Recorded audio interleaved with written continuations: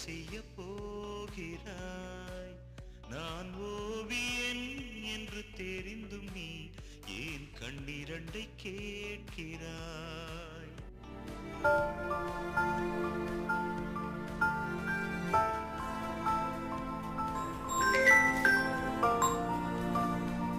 Hello சொல்லுமா. தேங்க்ஸ்மா.